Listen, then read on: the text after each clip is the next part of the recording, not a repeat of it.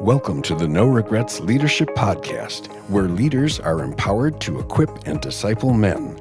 I'd like to welcome you to the No Regrets Leadership Podcast. My name is Steve Sonderman. I'll be your host for today. And today we're going to be continuing the conversation that we started last week with Jim Stollberg and Tom McGhee from Halftime Ministries. And we only got through part of the material last week. And so we're just going to continue on and talk about this concept of leading together. And what does it mean to co-lead a ministry, an organization, a church, a small group? The applications from what they're talking about apply to all of us and wherever we are in leading. And so I know that you're going to find this very helpful. And so let's just jump right in now to continue the conversation with Jim and Tom about leading together. So, okay, a lot of benefits, but hey, I know there's probably some challenges too, that you guys have had to work through some stuff. And so why don't you, for the listeners, just lay out some of those challenges that you either knew were going to come down the pike or sort of surprised you, but what are some of those challenges? I would say getting Tom to see things my way. No, I would say the same thing, just about. And maybe having Jim check his pride would be one. Actually, so I would describe this one as it's a challenge and an opportunity. I think one of the things we experienced early on is because we were co-leading, the challenge was it felt like we couldn't have a meeting or a discussion move forward without both of us being present, right? And again, that's against the principles we've learned of, boy, we could have 1 + 1 = 3. In that case, it actually can slow things down, right? Because now you have to align not just on one person's schedule, but two people's schedules who have a lot on it. And so, early on, and I think we were intentional early on that we were together really physically in a lot of the meetings and the calls because it was important that we were aligned. And it gets to another principle we should talk about, which is getting aligned and unified on vision and culture. When you have that as sort of a bedrock and a foundation, now you can start to say, you know what, and we're much better at this now. Tom, I got that meeting, or Jim, you can bow out of that meeting because I can take it. And because we're so aligned and we trust each other so much, we now have the ability to not have to be in every meeting together. We can represent each other. We know we speak with one voice. When Tom says something and I'm not there, I know exactly that everybody will understand it's as though I'm speaking, right? Yeah. So that's really powerful, but up front, it's a challenge because you feel like, and the organization can almost feel like, well, we have to talk to both mom and dad, right? Otherwise I can divide and conquer and go to, one or the other and get a different answer, right? Well, like you said, it probably just took a little while where you both had to sort of double up, but that is a challenge. It just makes everything harder and slower. Yes. With time, now you're starting to get to know how each other works and what you're thinking. And like you said, I want to get to that aligned on vision and culture. That'll be key, but now it just is easier. Yeah, I think, and that time where we did everything together was probably like the first full year. Mm-hmm. Again, back to this idea, if you divide up responsibilities, then there's that chance for you to come in and start doing that right off the bat. We spent the first year kind of with both our calendars fuller than they needed to be because we were in the same meetings. But over that, we've not only learned to trust each other, but like you said, we're aligned on where this is going.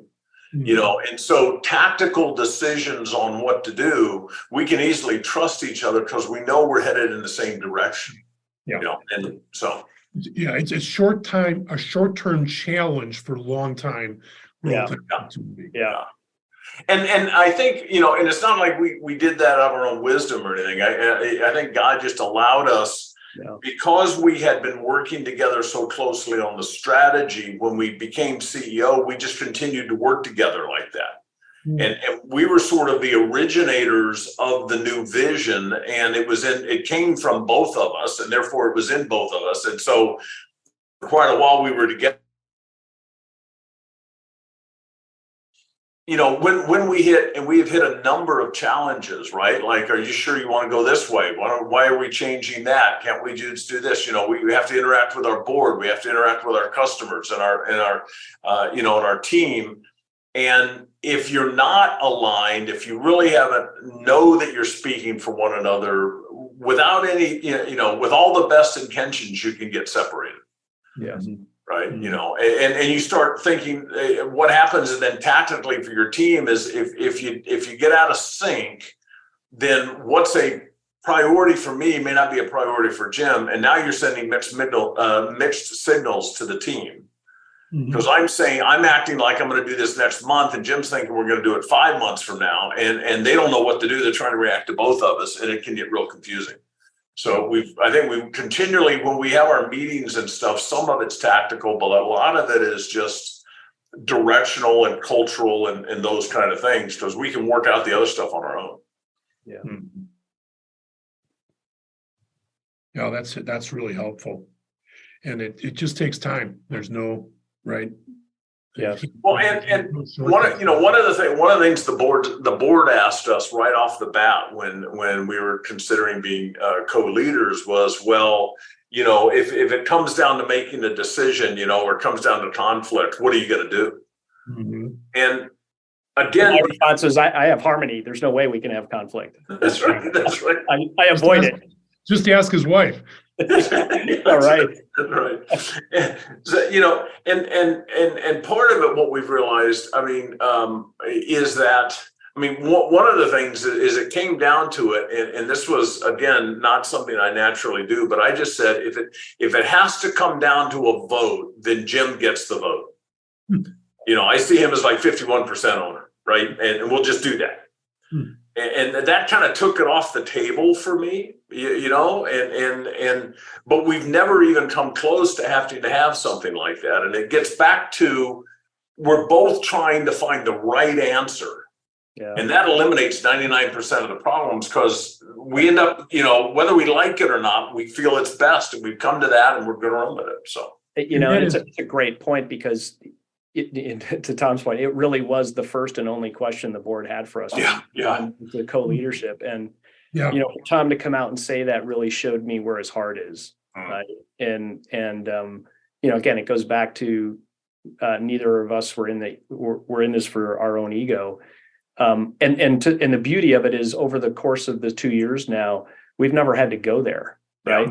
And that's not to say that we don't have disagreements or different points of views on how something should be done, but there's so much respect there that we're willing to, I can look at something and go, well, maybe Tom's got a better idea here and a better approach than mine. And so I'm willing to go with that. Right. Let's try that. Right. Yeah, so 10 years ago, my answer would have been, 10 years ago, my answer would have been, well, you can buy me out then. Right. It would have been, it would have been a completely different place. I'm taking my ball and going home. That's right. Right. Yeah. So you're going to pay me to do it. We never really had to take something to this quote unquote vote. And I don't anticipate we ever will. Yeah. So any other challenges you'd say, this is something else that we've faced in the last couple of years that, you just want to get out on the table? I don't know that it's a challenge. The power of having different strengths can also become, frustrating a bit, right? I'm my first strength is strategic. My second is futuristic. And so, I come up with an idea and it's already complete in my mind. I'm there, right? And it's like, why are we still talking about this? I'm there, and Jim's an engineer. And he's like, okay, I know you're at step 10, but what was 2 through 9? And that can be frustrating, because I just want to get there. And I'm sure it's frustrating for him too, because it's like, I got to bring you back to working through this stuff. Yeah. But we both realize that's the way you're going to get the right answer, right? If it was all me, the wheels would have come off by now, right? And that's the beauty of, again, I think this is a divine appointment, and Tom speaks to somewhere where our strengths are very different, but create more holistically a much better way to operate. Imagine if you just had futurists leading things, right? We'd always be talking about, here's all the great stuff that's coming. And, how do we get it? How do we get going? How do we get doing it? Right. And then on the other hand, I'd be out there hammering away with the sickle in the jungle, and I might not even be in the right jungle. Right. Yeah. So the combination of this futuristic and sort of this pragmatic, responsibility, let's get stuff done today, I think has really been powerful. But yeah, it can be frustrating. Again, if there's ego in the way, it can be frustrating. Knowing that this isn't really about us, it's about how do we accomplish this mission together. It actually ends up being a huge strength, right? Yeah. Oh, I think the other thing that, especially in ministry, is the idea of sort of where are you both in your walk with Christ, and where are you both theologically? mm-hmm. And we didn't start as maybe some other ministries or a church would with, okay, let's talk about our personal doctrinal statements and see if they align. Right. It wasn't that kind of thing. We both had very different journeys, that have led us here, and there's a respect for each other's journey and where we both are on the journey. Rather than sort of a judgment of, well, you should be, more of this, or I should be doing more of that, in a kind of a spiritual or theological kind of perspective. And I think one of the things with Halftime is we work with every denomination there is, that probably 90+% of our clients are Christians who want to serve Christ. I mean, we say if it's about finding your calling, you've got to get closer to the caller. But we have had people come through the program that don't know Jesus when they start, and we've had several accept Christ during the program because they've moved closer to the caller in doing it.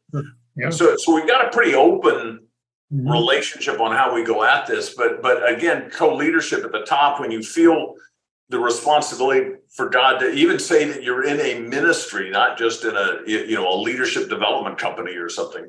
It's an extra kind of burden on there, or an extra kind of just something to be aware of. And I don't think we have had any challenges, he or I, because of that. And I've known, certainly, church leaders to get sideways with each other because they see something doctrinally different or something like that. And it's not to say we ignore it at all, but I think we've worked pretty well to blend it and try to have unity in the body of Christ rather than division. Yeah, you major on the majors and Yeah. minor on the minors, right? Yeah, that's right. And then you have Mr. Harmony that makes it all work together. It does. That really, we could boil all this down to, he's got harmony, so we're still here. I mean, that's really what it pretty well boils down to. Yeah, but Steve called me out. My wife doesn't know I have harmony, so. Yeah, that's right. So you touched on it just a few minutes ago, but this idea of resolving conflict. And again, it sounds like you haven't had any huge things, but my guess is there's different points of view and how you might address something or go after something. How have you guys, how do you do that? How do you resolve conflict? What are sort of the principles you've put in place? One I'll speak to, and I really hadn't thought of it till now. There's a man that we both come to know and respect a lot, that's done a lot with Halftime, is a guy named Terry Looper. And Terry Looper has an amazing story. He wrote a book called Sacred Pace. And it's one of the best books I've ever read about really listening to God, like in the middle of the deal. You're working on something. And he's got a tremendous story of having a breakdown, and then God's turned him into it. He's run a multi-billion-dollar corporation he built, and and he really walks with God through the whole thing in it. And there's there's the need to I know what it was. He talks about getting neutral. That he's pursuing a deal, and after a while you fall in love with the deal, right? And all the red flags are going off, but it's too late. You got months in this deal. You're going to buy that land or buy that car or do this deal for a company. Yeah. And I think Jim and I, we try pretty hard to stay neutral when we're making decisions, when we're going through things, and that helps. Again, on the conflict, right? That I'm like, okay, if I'm neutral on this, is that a good alternative or the best deal? So, the only thing I'm trying to think of conflict times we have. I know one that was tough when we were launching the new technology platform in November. Mm-hmm. We were launching it months behind when we originally thought we would. Mm-hmm. So again, the futurist, I'm like, this should have been up months ago. and I mean, like, we got to get this up now. And Jim is very much, no, we're not going to get it up till at least we have this minimum viable product, and as time goes on, I'm like, yeah, but it doesn't matter how good the product is, we need to get it out. No, if it doesn't work, there's no reason to, I mean, we would do that a lot until we came to a time. And I would say when we launched it, Jim probably wasn't quite ready to launch. And I thought we were late in doing it. And it was probably a good place to be, but that was one, I think, where we, again, it didn't feel like conflict, but we were pushing each other for what was right. Yeah, wrestling with it. Yeah. And the getting to neutral, again, I'm a big fan of Terry's as well. I mean, this whole process of, and it doesn't mean that you abdicate any of your own thoughts and knowledge and wisdom, bringing it into what you're trying to decide on, but knowing that you really have to get to the point where, as you discern what God really wants, and in this case, what God really wants for this ministry, how do I make sure that I'm not putting my own hopes and desires in front of them? Yeah. Right? And I think Tom and I've used that on several occasions where it's not about what Tom wants or about what I want. It's about what God wants for this ministry. And that means I may have to check, just like I have to check my ego, I have to check some of my hopes and desires in making a decision. And that's been really powerful for us. Right. Good. All right. So, man, this has been fabulous. I'm just thinking here, when you look back on the last 2 years, what would you say would be one of the greatest joys of these last 2 years of working together? What it maybe was a surprise, or what you've gotten out of it, but what's one of the greatest joys you've experienced in co-leading? Other than working with me, you go ahead and say whatever else you want to add. So here's what I would say. And I know Tom already agrees with me on this one, but a lot of the joy we get, and we get to do this together, is in the ministry that we're serving. Yeah. This opportunity to be a witness and experience and be a part of somebody's journey as they go through this halftime experience is an incredible privilege, right? I mean, having gone through it ourselves, we know what it's like, right? And to be a part of it is just incredible. And to be able to do it together in a co-leadership. One of the things Tom and I decided early on when we took this on is we don't want to just be the co-leaders. We actually want to be a part of every cohort that goes through. So we make it a point, as we do events throughout the year, like Tom will go to the launch event and I go to what we call an impact event. And then Tom will go to the momentum event. And then we try to both be at the celebration at the end. And we want to be a part of this journey that people are going through because we can contribute to it. And honestly, we get more out of it than they do, because it's energizing and it's a reminder. Yeah, we've got all these other things to do. We've got budgets and board meetings and all that kind of stuff. Yeah. But the real reason why we're doing it, right, where the rubber hits the road, is being able to experience somebody going through a transformational journey. Yeah. And that's what brings us joy. That's why it's part of my calling. Yeah. And to be able to share that calling with someone like Tom is just incredibly powerful. So that's where my joy is. I would echo that. I mean, our ministry in the business is in the business of helping people find and live out their calling. Mm-hmm. So if either one of us didn't think this was our calling, then we're in the wrong job, right? I mean, that, and how hypocritical would that be? And so and so one of the things we did when we took over, we took all the staff and said, okay, we're doing away with all roles and titles. We only had, we have a small staff anyway, but first thing we did is we did away with all the roles and titles. And we said, spend some time thinking about what you're really good at and what you want to do that gives you, what do you feel called to do within this ministry? And we shifted some roles and some responsibilities, and now there's certain things that we need to do. Matter of fact, there was a whole area, of work around administrative stuff that it's like none of us were really good at. And God presented us with an amazing guy named Tom Guthrie, who works with the Carolinas halftime group. And I mean, he actually likes doing that kind of thing.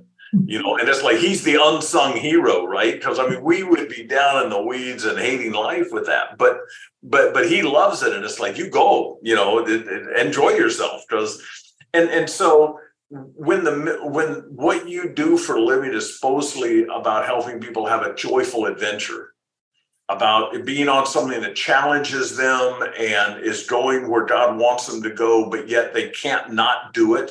I mean, that's what we say we want, the life we want people to live. If we weren't living that same kind of life, if we didn't feel this was what God had for us in this season, then, like I said, we'd be really hypocritical, and it would show. So I think the greatest joy is seeing others going through that, being able to be part of this. It's hard to think of. It's hard for me to think what else I'd be doing. I mean, I had my own company. I had a company of one for a while. I've done a lot of things. It's like, boy, this is awful good, and I wanted to continue. So, yeah. Well, I think you're both in a position right now where obviously God is using you. He's using all the past experiences and relationships you've had over the years, and he's leveraging it now for huge kingdom impact. And when a person discovers that good work that Jesus has for them, their that calling, there's nothing more fulfilling than to see them get out of the pews and into the game and start serving wherever and doing what God wants them to do. Oh man, that's pretty special. So I am just so grateful for you guys and your ministry, what you're doing. For those that are listening, if you've never even just read the book or experienced Halftime, I just really want to encourage you guys to check them out. Go to their website. We'll have it in the show notes. We'll put the book in the show notes, and you can check it out. And because it really is life-changing. I mean, it is just absolutely life-changing. So, well, guys, thanks so much. I really appreciate it. I appreciate you guys and what you're doing. Your friendship and your partnership in this, as we both seek to just expand the kingdom and mobilize God's people who He's called them to do.